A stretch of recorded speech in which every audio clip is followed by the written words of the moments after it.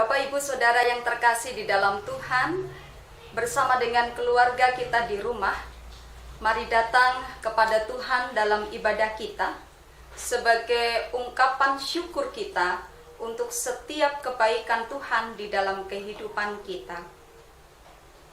Kasih karunia dan damai sejahtera dari Allah Bapa dan Tuhan Yesus Kristus beserta saudara sekalian. Bapak, Ibu, Saudara yang terkasih di dalam Tuhan, apa kabar hari ini? Berharap bahwa semua dalam keadaan baik. Meski ada dalam masa-masa yang tidak pasti, tapi satu hal yang pasti, bahwa Tuhan dan cintanya tidak pernah meninggalkan kehidupan kita. Saudara, sebelum kita bersama merenungkan kebenaran firman Tuhan, mari kita berdoa. Terima kasih untuk kesempatan hari ini yang masih Tuhan berikan kepada kehidupan kami. Terima kasih kesempatan bersama dengan keluarga kami. Kami boleh datang dalam ibadah kami, ingin untuk belajar mengucap syukur dan mempersembahkan hidup kami kepada Tuhan. Juga kami memohon berkat supaya perjalanan kehidupan kami senantiasa dipimpin oleh Tuhan. Firman-Mu yang akan menyertai perjalanan kehidupan kami. Kami siap sedia untuk mendengarkan. Kami siap sedia untuk belajar. Bersabdalah ya Tuhan, kami siap untuk mendengarkan. Amin. Bapak, Ibu, Saudara yang terkasih di dalam Tuhan, firman Tuhan pada hari ini akan saya ambil dari bagian bacaan leksionari di minggu ini. Saya mengambil bacaan dari surat Petrus yang pertama. Mari kita akan bersama-sama menyimak dari surat Petrus yang pertama, pasal 1 ayat 17 sampai dengan 25. 1 Petrus 1 ayat 17 sampai dengan 25.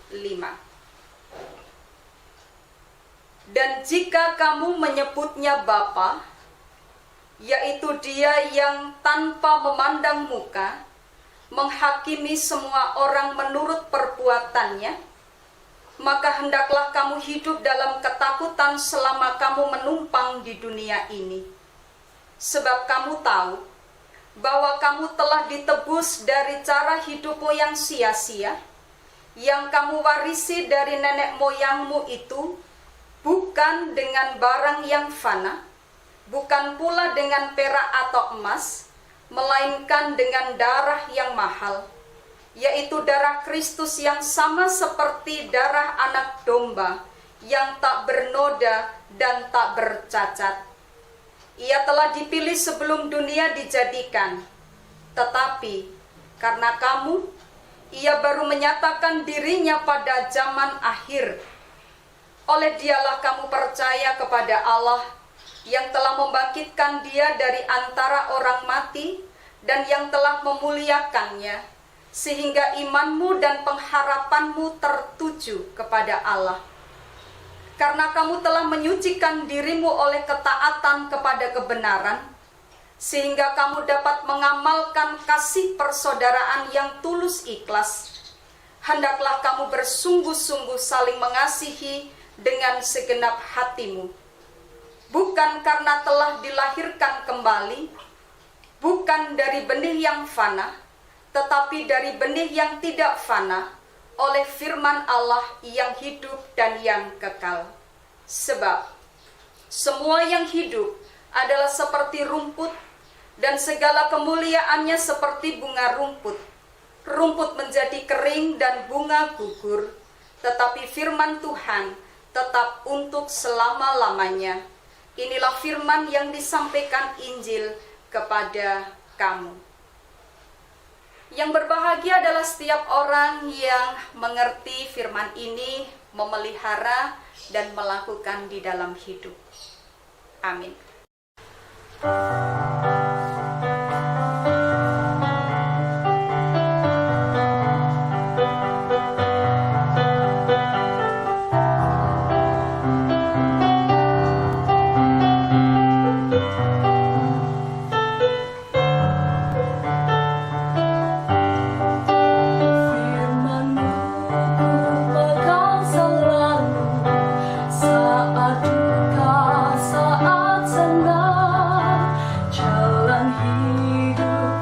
akan datang dengan Tuhan yang memegang. Pencobaan menghimpit aku dan menjadi keluhanku. Firman-Mu ku pegang selalu, sayap-Mu tanpa berteduh. Firman-Mu Tuhan ku pegang selalu. Hilanglah keraguanku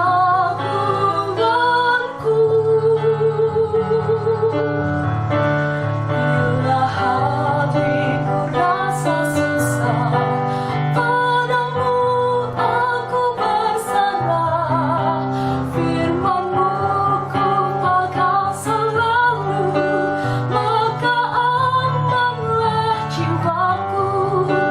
Firman-Mu ku pegang selalu, maka amanlah jiwaku.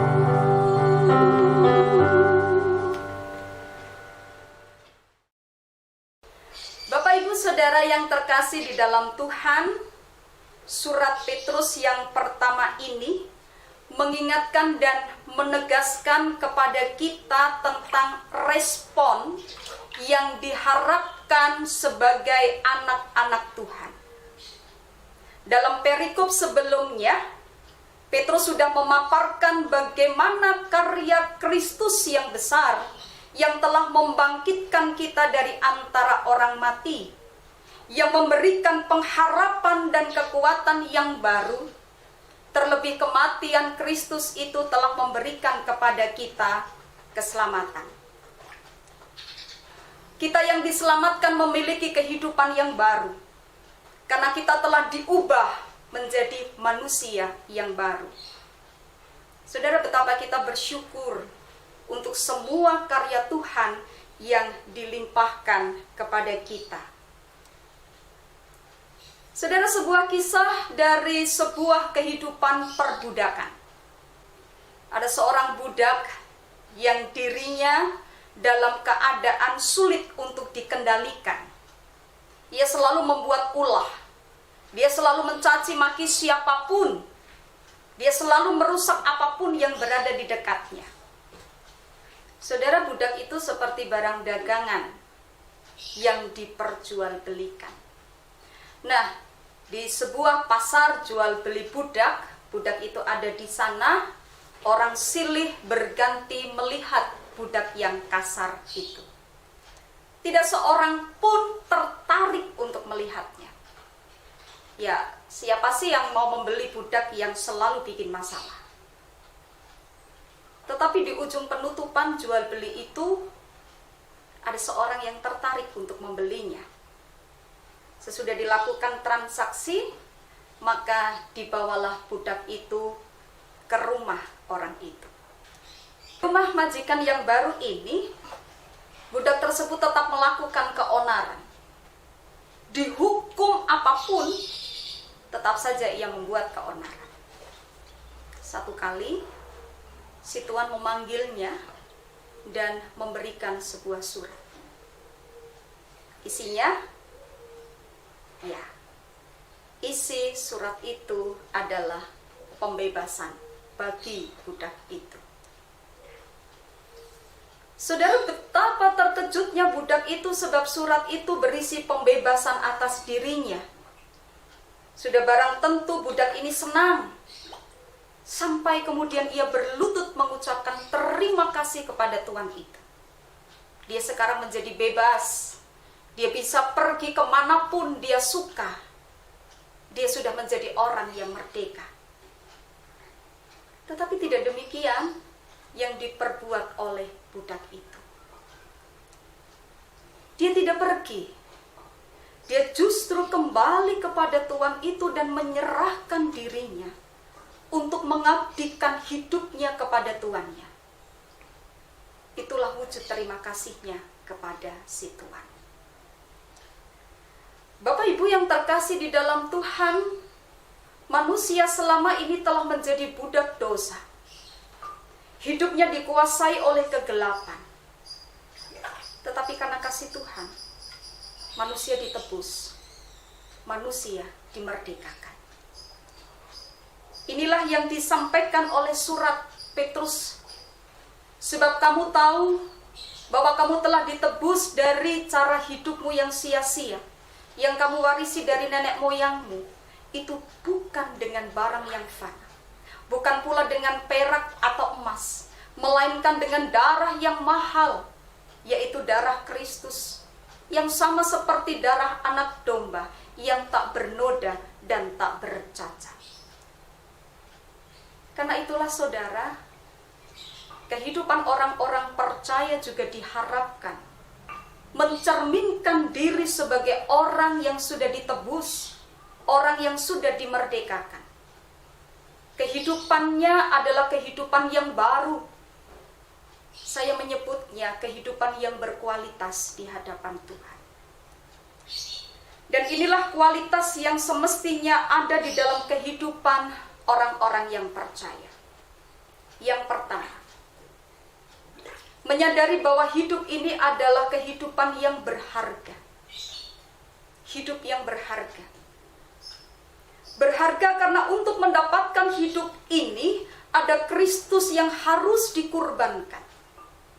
Allah menukarkan hidupnya yang kudus dengan hidup manusia yang berdosa. Maka betapa berharganya kehidupan kita. Jangan pernah menyia-nyiakan setiap detik kesempatan kehidupan yang berharga ini. Hidup yang berharga. Yang kedua, kehidupan yang penuh dengan ketaatan. Untuk menjadikan setiap kesempatan itu berharga, maka kuncinya adalah ketaatan. Firman Tuhan adalah penuntun bagi kehidupan kita. Menjaga diri dalam jalur iman dan bagaimana kita memiliki pengharapan. Hiduplah di dalam ketaatan. Saudara, kualitas hidup bukan hanya ke dalam kehidupan kita masing-masing, tetapi kualitas kehidupan ini pun akan nampak bagaimana kita menggunakan hidup yang berharga ini untuk menjadi berkat bagi banyak orang. Ada hidup yang berharga, ada kehidupan yang penuh dengan ketaatan. Kualitas yang ketiga adalah hidup penuh kasih persaudaraan. Ini yang dinyatakan oleh surat Petrus. Karena kamu telah menyucikan dirimu oleh ketaatan kepada kebenaran, sehingga kamu dapat mengamalkan kasih persaudaraan yang tulus ikhlas. Hendaklah kamu bersungguh-sungguh saling mengasihi dengan segenap hati. Bapak Ibu Saudara yang terkasih di dalam Tuhan, ada kehidupan yang berbeda ketika seseorang sungguh-sungguh mengenal Kristus, bahkan mengenal kebangkitannya yang memberikan kehidupan. Dan sesungguhnya bacaan kita yang lain dalam leksionari kita minggu ini berbicara hal yang sama. Kisah para rasul, kalau kita membaca, kisah ini memberikan kepada kita kisah tentang awal pertumbuhan gereja mula-mula. Dan menjadi teladan bagi kita bagaimana mereka memiliki cara untuk menanggapi kebangkitan Kristus.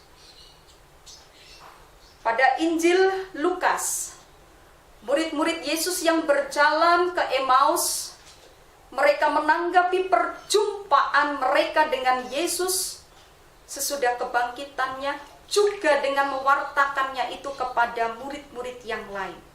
Supaya banyak orang di antara mereka yang sungguh percaya, mereka pun akan memiliki pengharapan.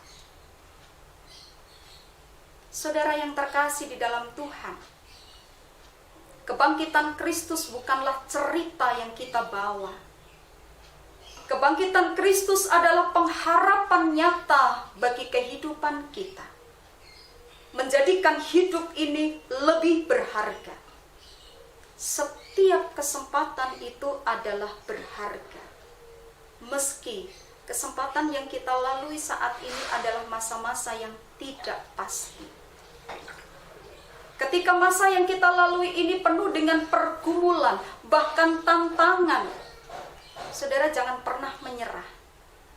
Cukup kita berserah kepada Allah. Karena kita memiliki Allah yang sudah bangkit, Allah yang hidup. Jadikan hidup ini lebih berharga, untuk kita bisa memenuhi panggilan kudus dengan menjalankan hidup persaudaraan dengan tulus ikhlas. Jadikan hidup yang berharga ini juga untuk orang lain. Di tengah-tengah kesulitan hidup, masa-masa ini yang tidak pasti, saudara, hanya ada satu cara kita melewatinya. Kita memenangkannya, memberikan kesembuhan bagi semuanya, yaitu hentikan untuk saling menyakiti. Mulailah untuk saling mencintai. Jaga persaudaraan yang sejati. Saudara yang terkasih di dalam Tuhan, kita sudah dimerdekakan dari perbudakan dosa. Hidup sudah diperbaharui oleh Tuhan. Jadikan hidup ini berharga di setiap kesempatannya. Ketaatan pada firman dan kehendaknya yang akan menolong kita masuk dalam kehidupan yang berharga itu. Dan pakailah hidup yang berharga itu untuk kita bisa berkarya bagi sesama dengan hidup dalam persaudaraan yang tulus ikhlas. Tuhan yang bangkit memberkati kita. Amin. Mari kita berdoa.